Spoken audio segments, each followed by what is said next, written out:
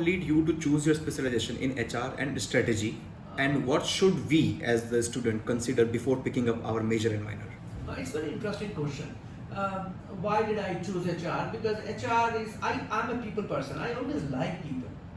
I want to develop relationships. I talk to people. I meet people. I carry on interacting with them. Irrespective of a place or level or whatever. So when I did my PhD on human resource accounting. Okay, so I taught accounting for around more than a decade. I was into teaching accounting papers. But what I found during the course of teaching accounting, that not much was happening which I could deliver in the class new. It was more or less much of it was which was already there in the book, and I used to go to class, solve the sum. Okay, so I go to another class, solve the sum, explain them, reason them out. So that was there, but much of it was solving solutions.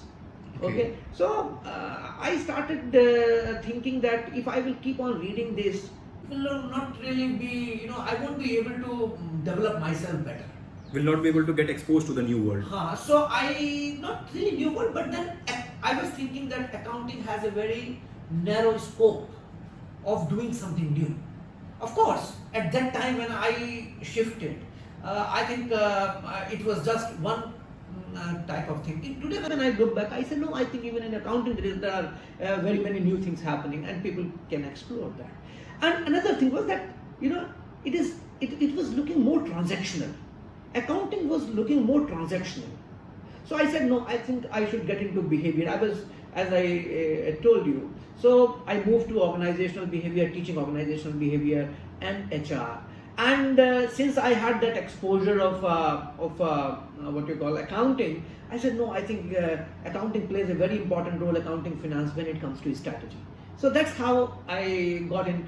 And at that time, this was also one of the compulsion that there was no teacher teaching strategic management. So I said, okay, I will teach. And the moment I started teaching it, I started enjoying it. I said, no, I think this is how it is.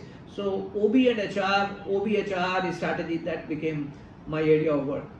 And how should we choose our major and minor? Again, same thing. If you have chosen one broader area, in the beginning, be open. Okay. Let things fall. Take time. Even if you have done PhD in one area, as you progress in your career, not necessarily that you are going to teach something related to your PhD topic only. Not necessarily.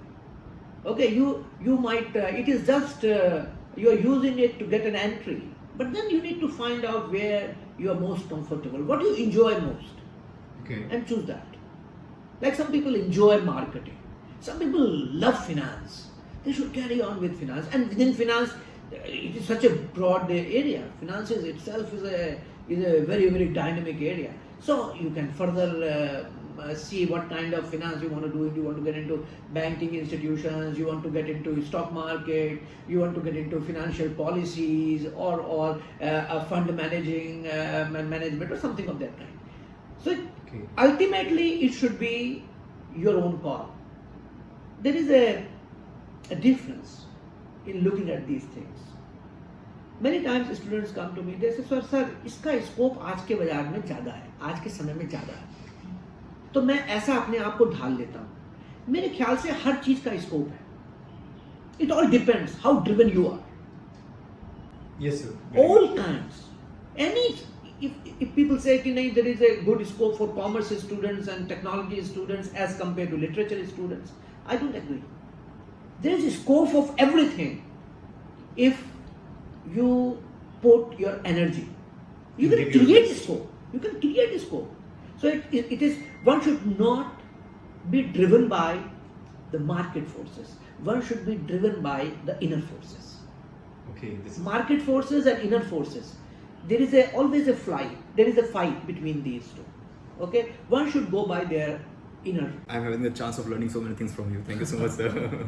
And so we have talked a lot about teaching. So how one can build up a corporate career in HR and strategy field?